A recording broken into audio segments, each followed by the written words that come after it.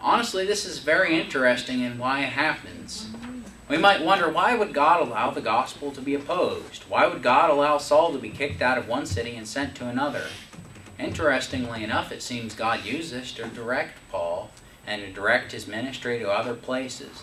As he would be kicked out of one city, he would go and preach the gospel in another city, start a church in that city, and preach there until they kicked him out of that city. And he would continue this cycle throughout. And Antioch of Pisidia is, interestingly enough, where? Where is that? Where is this region? Greece. Not Greece, no. Close. Asia Minor. Asia Minor. This is actually close to Paul's hometown, Tarsus. The gospel, Jesus gave the commission to the disciples to go to Jerusalem, Judea, Samaria, and to the outermost parts of the earth. Interestingly, Cyprus is Barnabas's Jerusalem. If you read in Acts chapter 5, Barnabas was from Cyprus originally.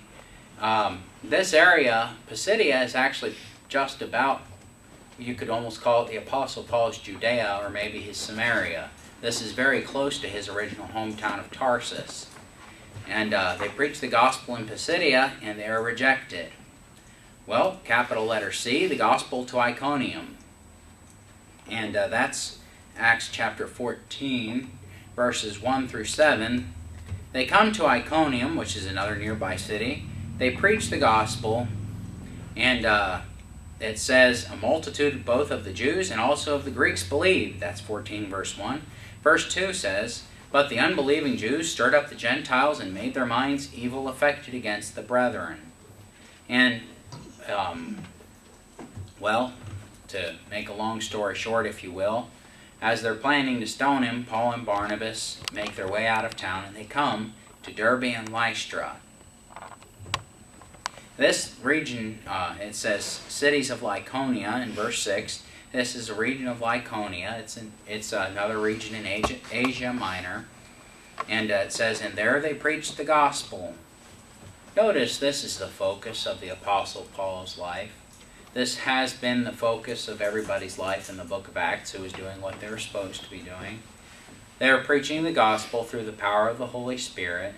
This was the purpose of their lives. And when they would preach the gospel, some would believe and some would refuse. And this is what happens in our lives today too, if we're living for God as we ought to. We ought to all be sharing the gospel. We ought to all be witnessing to the lost, trying to see the lost get saved. Those of us who are saved, that's our goal, that's our job. Some will believe and some will refuse, but we ought to keep on continuing through the power of the Holy Spirit. Well, we see in Lycaonia there's a lame man. He's unable to walk. It says, a cripple from his mother's womb who had never walked. And the Apostle Paul, through the power of God, heals the man. And, well, the people get real excited about this. They think it's a great thing, so they call Paul Mercury and they call Barnabas Jupiter. They figure that the gods had ascended to earth. It was such a great miracle.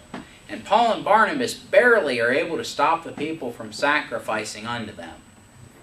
Well, when all that is said and through, the evil people come again, and evil affect the minds of the people of Lycaonia, of Derbe and Lystra, against the gospel.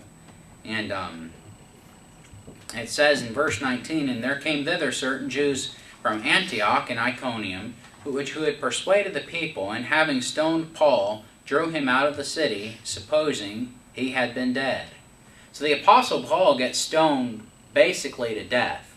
Whether he was dead and God rose him from the dead, or whether he was just very nearly dead, it really doesn't matter too much either way. Either way, the Apostle Paul was beat to pieces for the gospel, and basically tossed out of the city dead. Howbeit, as the disciples stood around him, he rose up and came into the city. So they throw rocks at him till he's dead. He gets up and goes back in the city to preach the gospel some more. And the next day he departed with Barnabas to Derbe. So he stays in the same region. He goes with Barnabas off to Derbe, a nearby city, and continues to preach there. Well, the chapter goes on to say about how they ordained elders and returned to Antioch of Syria, and we see the close of Paul's first missionary journey. It kind of is how all Paul's missionary journeys are going to go. There's going to be persecution and opposition to the gospel. There's going to be people getting saved too. And these people getting saved in these cities are going to become dear and precious people to the Apostle Paul, whom he'll address by name throughout his epistles. Well, Acts chapter 15. And certain of men which came down from Judea taught the brethren and said, Except ye be circumcised after the manner of Moses, ye cannot be saved. This is big trouble. They come to certain people from Judea, come to Antioch and tell them that basically unless they become Jews, they can't become saved. That Gentiles have to be Jews in order to be saved. That is, they have to become Jewish proselytes, follow after the law of Moses in order to be part of the family of God. This would be real trouble to those newly saved people, wouldn't it? You imagine the confusion this would cause them? Here's people who've been educated in the Bible, and they're telling them something different from what the people who told them how to be saved told them originally. So there's a lot of confusion going on here. When therefore Paul and Barnabas had no small dissension and disputation with them, they determined that Paul and Barnabas and certain other of them should go up to Jerusalem unto the apostles and elders about this question. So the brethren decided to send Paul and Barnabas to the elders in Jerusalem. And we have here what's often referred to as the Council in Jerusalem, Roman numeral number 2. It is entire chapter 15 of the book of Acts. And basically the Pharisees and others of the Jews were saying that the Gentiles had to become part of the law in order to be saved. And I can see their point on it. I can understand to a degree why they would say that. You have to understand this was a very transitional time for the people of Israel. This was very hard for them. To see people becoming part of God's family completely apart from all the laws, traditions, and things they had upheld for all these years was really quite a shock to them. And they were having a hard time adjusting to it.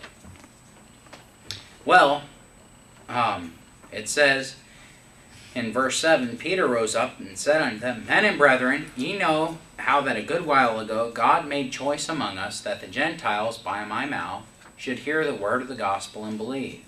Which Gentiles? Which Gentiles heard the word of the gospel by Peter's mouth and believed? Who is he referring to specifically here? Cornelius. Cornelius, yes. Cornelius the centurion and his family. And Peter gives testimony how the Gentiles were saved apart from the law. Paul and Barnabas then give testimony about how God worked to the salvation of the Gentiles apart from the law. And then James gives a ruling, a binding ruling. It's interesting here that James is seen as the head of the apostles. He gives a binding ruling that, one, the Gentiles don't need the law for salvation, and two, basically, he writes a letter for the Gentiles of things they ought to observe. Part of this reason is not to offend the Jews who are around them, and part of this reason, too, seems to be because they know better than to do these things he writes about in the letter. He says that Moses of old hath them that are preached in every city. Interestingly, Paul is going to find synagogues in all the places where he goes. He writes in the letters for them to abstain from meat offered unto idols, and from idolatry, and from other things which would be harmful to them. Basically, the point is that the laws which were applicable to the nation of Israel don't apply to Gentiles. They don't apply to the church age. That was for that age. That was for the dispensation of the law. It's not under the dispensation of grace. It's not needed now. Those things were a figure, a symbol done away with in Christ, and they don't apply to us today. But what does apply to us still is the parts of the law where it says things like, Thou shalt have no other gods before me. We don't need any other God than the true God. And these kind of things James addresses in his letter. And the brethren rejoiced when they received this letter. Acts chapter 16.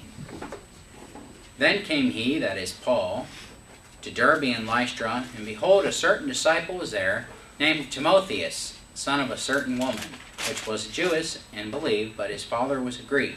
Who is this fellow Timotheus? Where else do we find him? Timothy! Who is he when he's being addressed? Those letters he receives from Paul, what is he doing at that point?